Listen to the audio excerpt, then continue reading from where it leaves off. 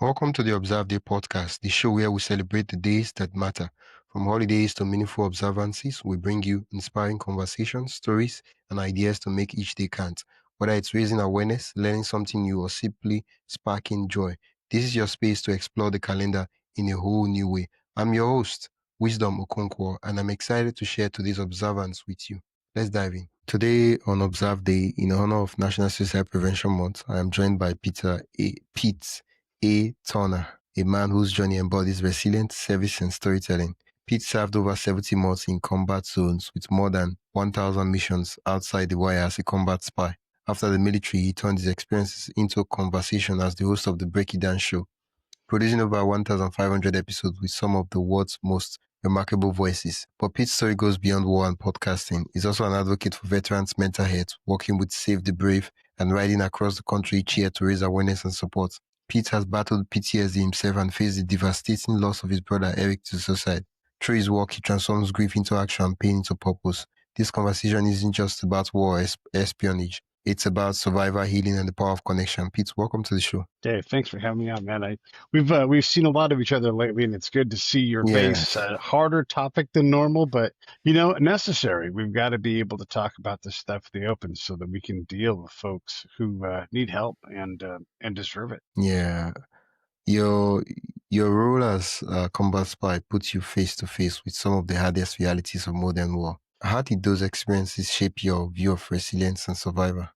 Well, one thing you learn is that my problems are everybody has problems, and their problems are big for them. But when you see folks who have lost everything or who are dealing with nothing, no resources, it it it allows you to say, "Hey, I can push through this." You can't imagine worse. And then you meet someone who's got it so much worse.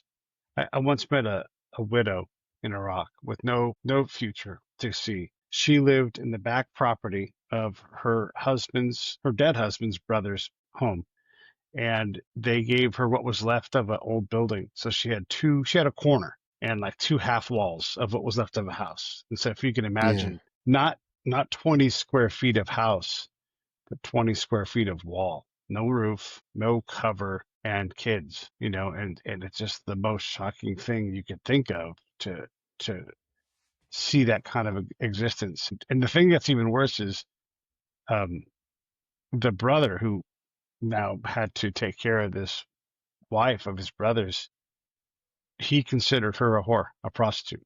And maybe she was one, maybe, I don't know. But rather than protect her and bring her into his home and take care of her, she was living outside with kids in the open and being given her a cow and she just had just nothing, you know? And, it allows you to put your own problems in a framework, but that also there's damage in that too, to see that, to be helpless to help that person. We have everything. We have everything here in America. And how do we not find the ability to help these people who are so desperate just for the basic minimum, food, steady food, a roof over their heads, a literal roof, like no roof at all right now. In a place like yeah, Iraq where the sun is punishing. So yeah, you see stuff like that, and it informs what real misery is, and it also, it puts a little tear into my heart every time I think about it. And I hate that I have to keep that with me, but it belongs to me now, and it's hard. yeah. It really is.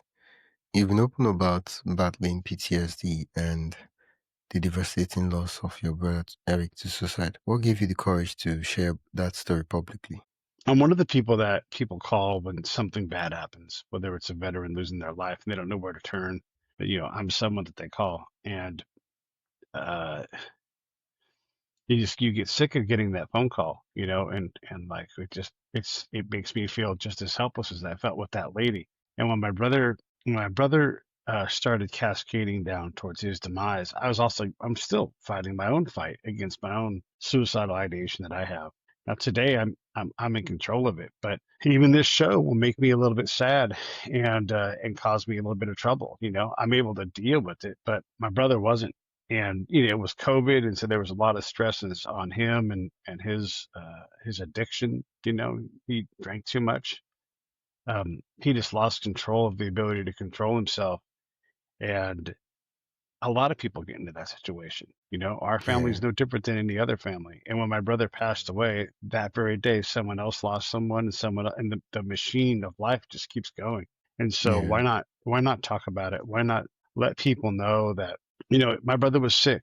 This wasn't a death of weakness. He fought for a long time and he just ran out of fight. And he and I had talked about it, like if he didn't make it, because he wasn't sure if he could do it. And I would ask him how he was doing. He would say, I'm doing terrible. I don't know what I'm going to do. I'm going to talk to you for a few minutes. It'll kind of pick up my mood. And then I'm going to go right back to being miserable. And I don't know what to do about it. Right. And so it really was out of my control. And I want people to understand that, like, a lot of this, it isn't really anyone's fault in a lot of cases. It's just these things build up and then it quickly gets beyond anybody's ability to help someone and you're stuck. And then you got to go on that ride and it's horrible. My brother's decline was, over a good bit of time. I mean, not 2 years, but, about that. And when we lost him, God, it was awful. It was awful, but Yeah. also apparently it was inevitable. He had all the help you could get. He had drugs and a dog and therapy and all the time in the world, but he couldn't seem to lick it. And that's not because he was weak, because my brother was a little brother, and we used to wrestle. We were rough on each other, so he was tough. And when he decided he couldn't take it anymore, I read his letter. His letter was so it was tragic, but also just the words of a man who had got tired of failing his family and didn't want to hurt them anymore. And man, I think about that. It makes me sad. I don't want to read it again, but I read it the one time and it was enough. And it sticks with me to see my brother in that predicament and to not have any idea what we really could have done differently. It's awful, but you have to talk about it so that the next person in line can see where they're at, and maybe they'll be able to make a slightly different choice and maybe they'll have a better outcome. Or like in my case, I talked to my therapist. Asked my brother. He made a legitimate attempt on his life at one point. And my therapist, knowing me, she said, "Hey, we got to protect you." And we started working on me because I wasn't in charge of his well-being. I was in charge of mine, and she helped protect me from that being two suicides. Quite honestly. Mm. So far, what would you say are some of the warning signs you've learned to recognize in yourself and others who may be struggling with suicidal thoughts? I don't. I, I I don't know how to recognize it. I wouldn't want to say that I did. You know, I recognize when people are in bad situations, and that's when I try to go to work. I'm fond of saying, if you ask someone to reach out and call you when they're hanging on to the end of their rope, they don't have a hand free, and you have to do it before then. And so when I see my Yeah. friends suffer, like if they lose their job or if they uh, pick up a cancer diagnosis or their marriage is struggling and crumbling, this is when people need to know that there are people that care about them. And so I do my best way before that to reach out to people I care about. Now, look, I'm not perfect about it, but if someone pops into my brain, I let them know, hey, you popped into my head. How are you? Should we catch up? Let's do Yeah. something. And I offer to be available to people so that at least they know that in that moment. Before we dive deeper, I'd love to invite you to join the Observe Day newsletter. Every week, I send you highlights of upcoming observances, creative ways to celebrate, and behind the scenes extras from the shows. It's the perfect way to stay inspired and never miss a meaningful moment. Sign up today at observeday.com/join. That is observeday.com/join. Now, let's get back to the conversation. They were on my mind in a positive way. They hadn't failed me. And if they want to have a coffee or something, I'm glad to do it with them. And that's what I do. I can't predict the future. I can't tell how someone feels. I know I can mask when I'm having a hard day. And honestly, a lot of these bad days, it's just my business. It's for me. It's not for anybody else. And I know how to manage it. What I don't need to do is to amplify it to make it bigger than it needs to be. It's like having a headache. And sure, you might say, I have a headache, but I just need to. For me, in my case, with what I do, I need to deal with it myself. And if I need help, I'm going to get help in a way from my friends that isn't obvious. I'm just going to spend time with them and fellowship with them and work on trying to get better. I can't know what's in someone's heart. I only can be available to talk. That's what I can do. Wow. While I was reading the intro, I talked about Save the Brave. work. And can you share the story behind the Right for the Brave fundraiser? Sure. Yeah. This is kind of crazy. So my friend Scott, he also is someone that people call when someone dies. And so he calls me and he's like, hey, a good friend of mine I grew up with, we joined the military together. He drank himself to death. And I'm broken up about it. This is in 2020, like in the height of the pandemic here in America. And, I'm like, man, I'm so sorry to hear that. Like, I know like what that means. And he's like, yeah, so I'm gonna I'm gonna get on my motorcycle. And we live on the West Coast. We live in California. And he's like, I'm gonna ride my motorcycle to North Carolina or South Carolina, wherever it was, South Carolina, and I'm gonna speak at his funeral, as his family asked me to. And I'm like, you can ride your bike all you want. You go ahead and do that, and you go cope with it, but you're not going by yourself. So I'm gonna follow you in my truck, and I'm gonna have a cooler, and I'm gonna keep you cool. 'Cause we're riding through several deserts, right? Like we're going thousands of Yeah, miles, and he's on a motorcycle. And then he's got to go through the South in the summer. Let me tell you something. That's hot. All of that is hot. And I said, so wherever you go, you're going to have someone there. You do your stuff, but you're not going alone. And he's like, did we just invent something? And I'm like, yeah, I think we did. And that's how the Ride for the Brave was born. And then we dug in because he was the director of Save the Brave. And then for the next 4 years, we dealt with it. And so here's the coincidental thing is we started this thing and then he went the first year because his friend, the guy that he considered a brother that he joined the military with, and then the next year it was my brother's turn. yeah, And but there was a year between. But all of a sudden I was riding for my brother, and that wasn't part of the plan. We didn't know these things were going to happen, and I would get phone calls along the way. So and so, my friend, a special forces guy named Joel that took his life. That happened while I was on the ride. It had nothing to do with me, but it was someone that I love who was in yeah, a relationship with this person. And here we are trying to help, and people are dying while we're on the ride. It's crazy. But that's what it was. And people poured out of their homes. They came out to meet us. They stuffed our pockets full of love and money and food. And it was a hard thing to do, physically, mentally, logistically. But we did it for 4 years before we had to just stop because it just became too much. But it was a very special time and allowed me to meet a lot of really great people who are all just trying to figure it out themselves. I would often ask the question to my fellow veterans I met along the way, are we getting better at this? And none of us could say yes. Like, nah, I don't know that we are. We're dealing with it as best we can, but are we getting better? I don't know. No. And veterans, we don't own suicide. It belongs to everybody. So that's the work though. We were trying to not raise awareness, but just do something about all of us who were willing to end it and just try to figure something out. I don't know if we did, but we gave it our best though. yeah. You mentioned the Right for the Brave had to stop 4 years later because it became too much. What do you mean by became too much? It's just a well. First off, it's a lot of personalities involved, and uh, we all wanted different things. And so I was sort of bound because Scott was bound and I was a bit, I don't want to say trapped, but because of his passion, he could lean on me and say, I need your help. And then I'm going to do it. Right. But I had lost the desire to do it because it wasn't a thing for me to do anymore. I had done it. I had sacrificed. I drove the most miles out of everybody. So I had put my time in because I would also drive the motorcycle back and I would drive into the back of my truck or whatever in the van or whatever. And so I'd make these cross country trips, and by myself. And that's fine. I enjoyed that. But it just, it started to become this, it was, it was becoming like a month long adventure where, I'm like, hey, I can't just take a month of the year off to deal with suicides and stuff. It's just, it became just too much. And then it's fine just to do that, but it was very physically demanding.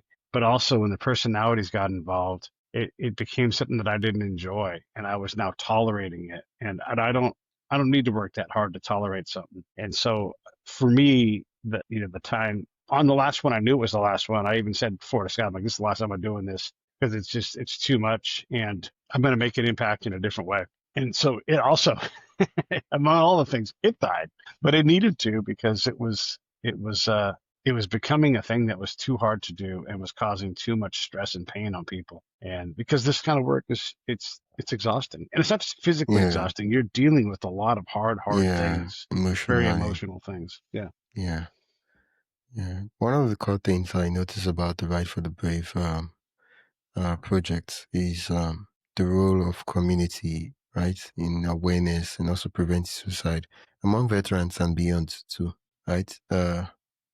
What would you, can you spotlight the community aspect of that project? Well, so I mean, the community part is the veteran community. First of all, those who are in it, those who are related to it, those who are desperate to support it. There's all kinds of people that wanted to help come out. And when we brought our circus to town, people wanted to show up. They wanted to be there. They were like, they're desperate to do something. And then it's like, well, what do you want to do? You can give money. And if they had money, they gave it. If you want to get involved, we'll put you to work. And we started building community in that way. Other people would say, I don't have time. I don't have money, but I have access to all of this stuff. And so they started offering what they knew how to offer.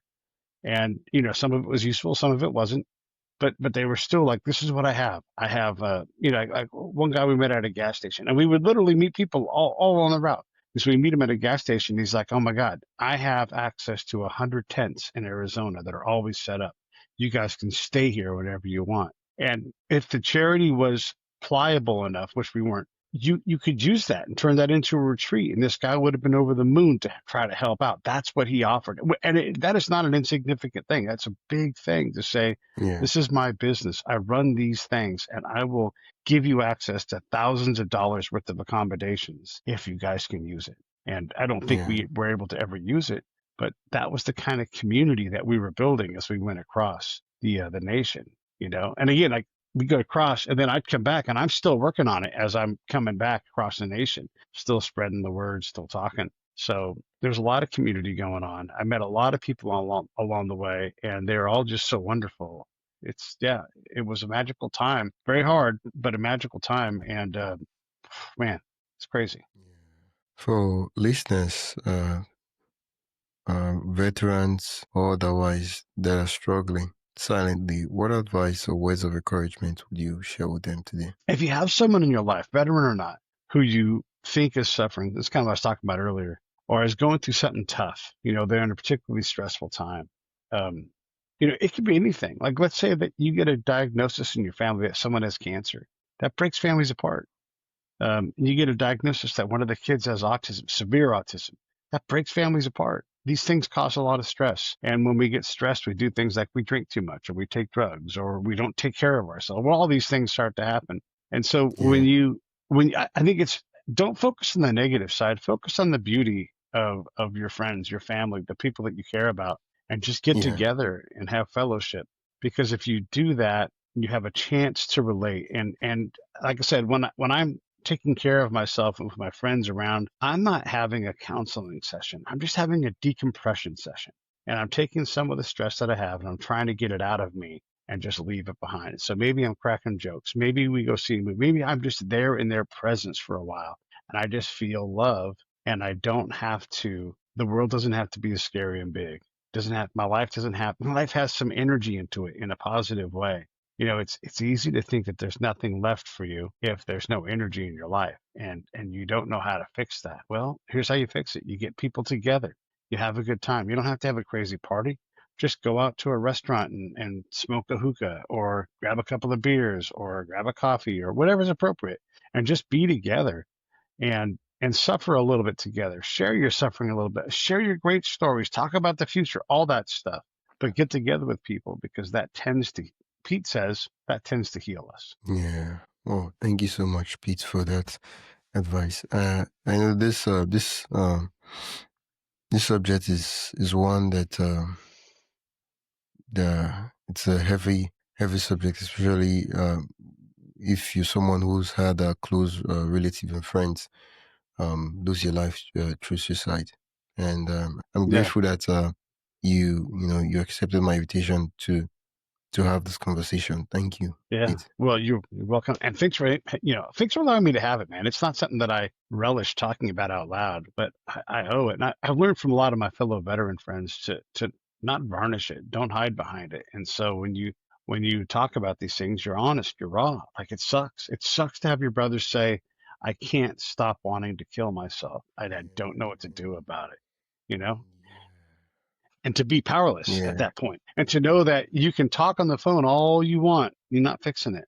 And so, yeah, you have to go on that ride, and it's awful. And then, by the way, when my Yeah. brother passed, it was on me because he asked me, he's like, take care of my family, make sure they're okay. And I don't have any money. And so I had to get them as squared away as I could. And I worked like a demon to make sure that they could get through that transition, to help my sister-in-law whenever she needs it. And for a long time, I was sort of the like the overseer of the family. I wasn't in charge of anything, but I had the responsibility for my brother, and I wasn't going to let him down. And that's a tough thing to put on someone, but that's what family does. And so we look out for each other because it doesn't just stop when the person dies. You continue to have to deal with it. And sometimes death comes back later on, and when the kids grow up and they have this damage because this part of their life was missing, like that, it's always there. Right now, all the kids are great. But 5 years from now, do they become abusive? Do they submit themselves to abuse? Who knows? But it's a big thing. And so, yeah, again, my advice is just to get out and go love one another and do that. But again, thank you for having me on. And I'd like to be honest Yeah. about this stuff. It's not easy, but here we are talking about it. Yeah. Yeah. Well, I did interview you previously on my other podcast. Yes. What's the name of your podcast where It's people can called the listen to Break you It and also connect with you? Down Show. The Break It Down Show, Pete A. Turner on all social media. Find me on X. You can go to YouTube, type Pete A. Turner or Break It Down Show. It should come up that it's me. Well, that usually is the case. But those are the big things, Yeah. And if I'm your cup of tea, then gosh, all right, great. Let's talk. Let's hang out. But yeah, that's my plug. Break It Down Show. More importantly, just go out and love people. Get in front of them. Get them a call. Take them out. Don't take no for an answer. Get out and go do something together. Go for a walk, whatever it is. Find a way to help decompress one another. It'll help people out. Yeah, and that's one of the things I love about this awareness. It's all about prevention because some of the times, most times when we're already talking about suicide, it's usually most times it's too late. Yeah. Yeah. but Yeah. yeah, and that's why it's if we can do, if there's anything we could possibly do to prevent it, we should be doing that. Yeah. Get in front of it for sure. Way Yeah. easier to do it before it's even a problem. Yeah. Yeah. Yeah. Yeah. Well, thank you so much, Pete. It's been an absolute delight chatting with you. That's it for today's episode of the Observe Day podcast. Thank you for spending your time with us as we explore today's observance. If you enjoyed this episode, be sure to subscribe wherever you listen to podcasts and share it with a friend who'd love to celebrate life's special days too. Don't forget to join the newsletter at observeday.com/join for more observance stories, tips, and updates. Until next time, keep finding meaning in every day.